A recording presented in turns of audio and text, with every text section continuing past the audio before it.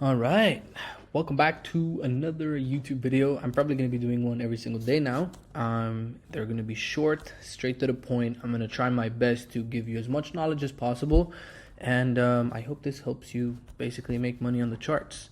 I basically have my custom indicator over here, which is basically just showing me the blue box being the Asia range, the red being the Frankfurt, and the two gray boxes are the 1 hour golden window for me to execute a trade. I can obviously be in a trade from here all the way to here, but for me to enter that trade, it's going to be here.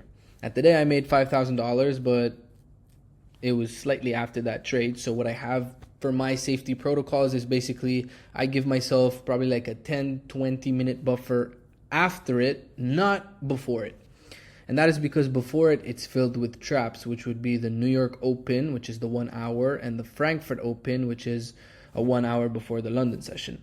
So I trade liquidity, and if you're watching this and you know me, then you know this by now. But for the sake of this trade, which is today, I'm at the 5-minute time frame, and I just am here to read price. London session opens up.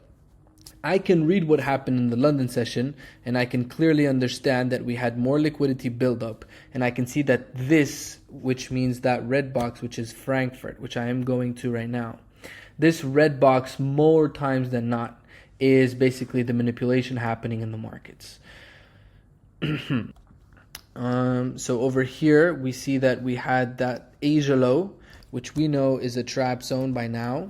That Asia low, which would be that sweep of the previous low that created that high, which we want to mark normally as an inducement. But we do know that this push basically had a push to the upside, but that sweep has happened in the Asia range. So that means we know that this is manipulation. So when the Frankfurt, which is the red zone box, sweeps that previous Asia low, then it has a push to the upside.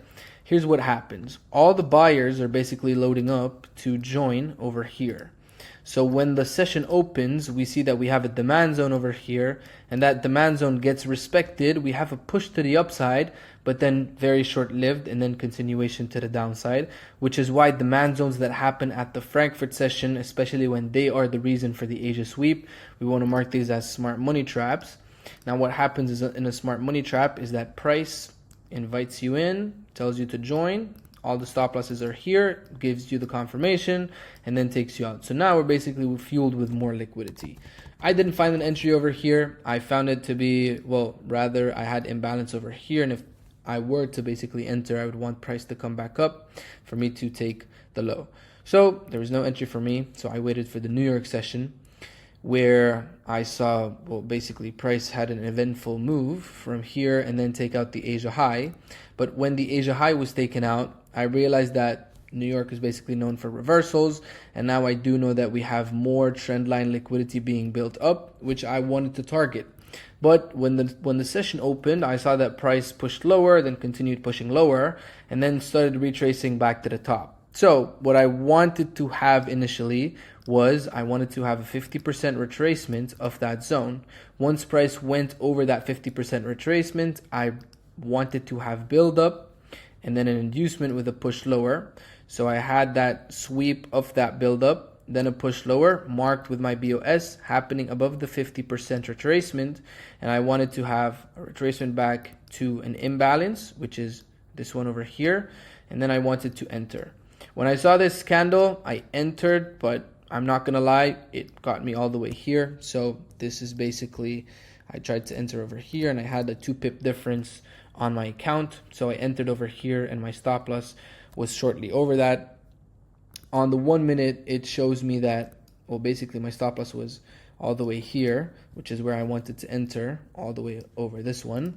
But when price broke through under this one, I really wanted to know if I'm right or wrong. So I went on to the last imbalance that was mitigated, which was over here. When price broke this structure, I basically understood that I can move to break even. So I wanted to basically know that if price were to break that low that created that high, then that means we are now continuing bearish with bearish intent. My first target was the session low. Then I realized that I had more imbalances to be targeting, more trendline liquidity to be targeted over here. So I basically target the whole thing. Now, at that entry, how do you know that price is not going to go higher? So here's what I do. I basically compare this with GU. So I'll have GU on the side over here. And GU, so yeah, I have it already marked, but just so you understand. When that was happening, GU is creating a higher high. So you can see the cursor on the left side creating a lower low, which is basically this line over here that I have, creating lower lows, but this one was creating higher highs. So I knew that this was basically getting manipulated, but I can't enter over here, even if that was the inducement, because I never know how much of that retracement price can be. So it could do this and then continue higher and then go all the way to go lower. But since this was respecting, filling up that previous imbalance over the 50% that we've marked earlier, I knew that my targets were clear. I wanted this break and it happened. I wanted this session and it happened. And I wanted the last of the liquidity to be targeted, which also happened.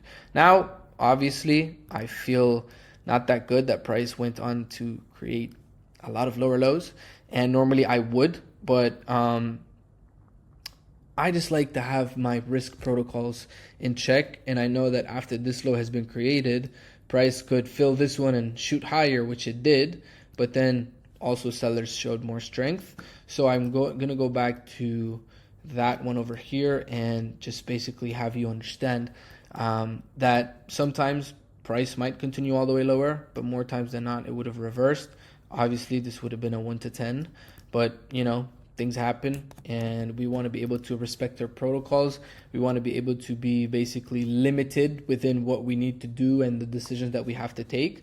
So that being said, that's basically how I made $5,000 today. If that doesn't make sense, or if there are any things that you want me to stress on, hey man, please do let me know. And if not, enjoy.